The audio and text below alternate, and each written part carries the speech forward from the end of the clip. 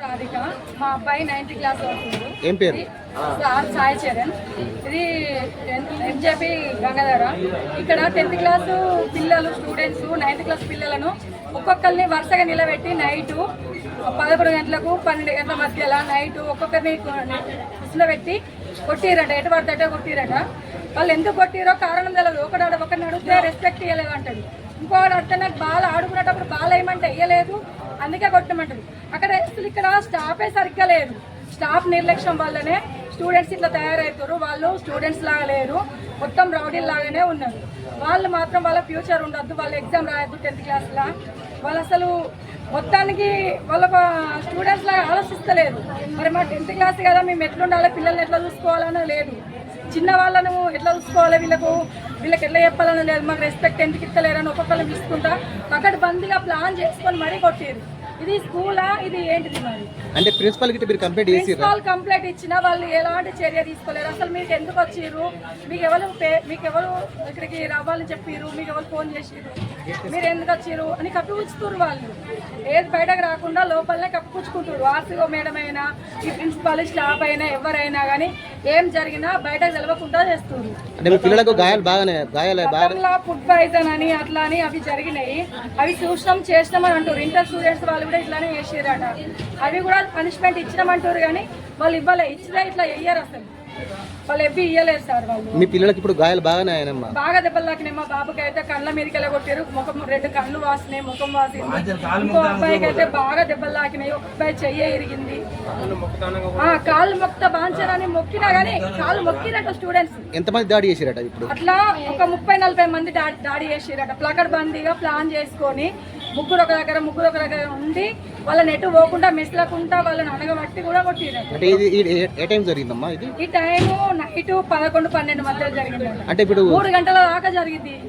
అంటే ఇప్పుడు స్కూల్ సిబ్బంది కానీ వీళ్ళు ఎవరు లేరు? నైట్ డ్యూటీ ఒక టీచర్ ఉన్నాడు, వాచ్మెన్ ఉన్నాడు. వాళ్ళు పడుకున్నారట. అంటే వాళ్ళు అడ్డుకోలేరు, వాళ్ళు అడ్డుకోలేరు. ఒక అబ్బాయి స్టూడెంట్స్ వీళ్ళ దాటికి ఓర్వలేక ఆయనే బయటకు దుంకి స్టేషన్కి పోయి చెప్పి తీసుకొని వచ్చారట పోలీసు వాళ్ళు. స్కూల్ అయినా ఇప్పుడు మీరు ఏం కోరుకుంటారమ్మా? ఇప్పుడు మేమేం కోరుకుంటున్నామంటే 10th క్లాస్ స్టూడెంట్స్ వాళ్ళు ఎగ్జామ్ రాయొద్దు, వాళ్ళు సస్పెండ్ చేయాలి, వాళ్ళ ఫ్యూచరే ఉండద్దు.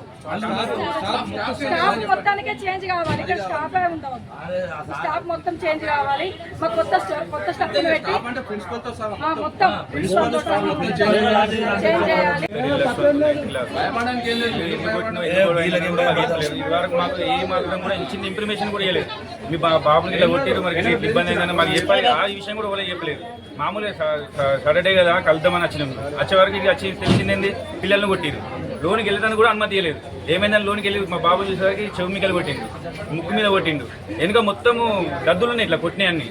ఎందుకు కొట్టినావు బాబు, ఏమైంది అంటే ఉత్తర కొట్టిన అడిగితే నాకు రెస్పెక్ట్ ఇవ్వలేదు, రెస్పెక్ట్ ఇవ్వదు కొట్టినా అంటాడు.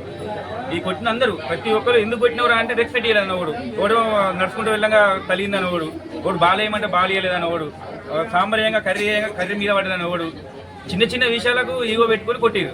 ఎందుకు కొట్టినా పిలిచి అడిగితే కూడా ఈగో మీద అంటున్నారు.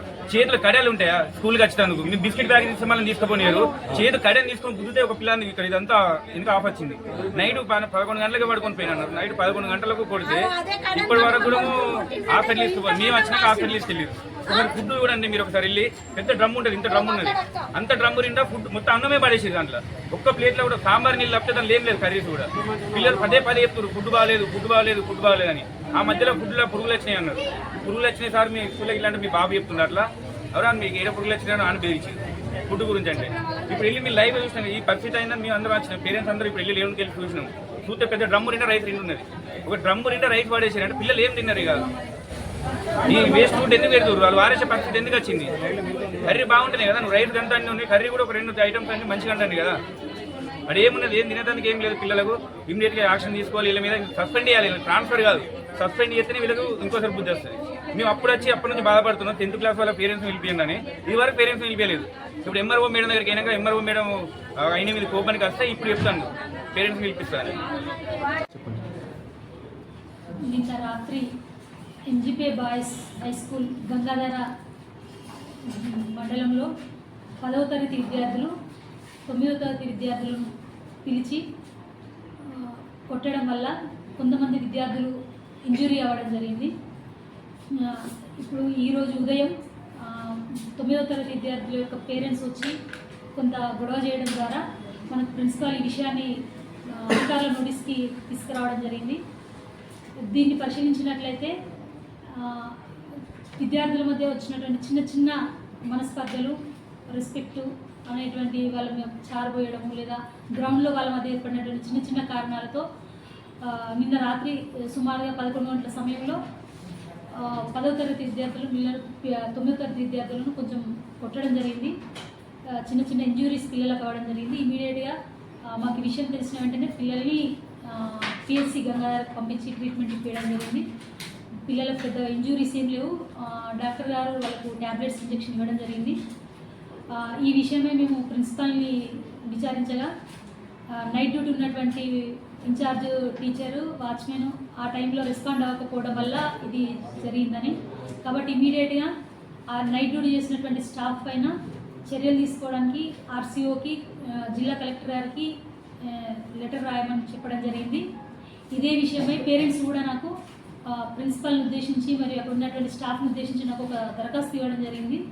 నేను ఇదే విషయమై కలెక్టర్ గారికి రికమెండ్ చేస్తూ ప్రిన్సిపాల్ని చేంజ్ చేయమని, అక్కడ చాలా సంవత్సరాలుగా పాల్గొనేటువంటి కొంతమంది స్టాఫ్ని కూడా చేంజ్ చేస్తే మనకి గురుకుల హాస్టల్ అనేది కొంత గాడిన పడుతుందని నేను భావిస్తున్నాను. ఇదే విషయమై కలెక్టర్ గారికి కూడా నివేదించడం జరుగుతుంది.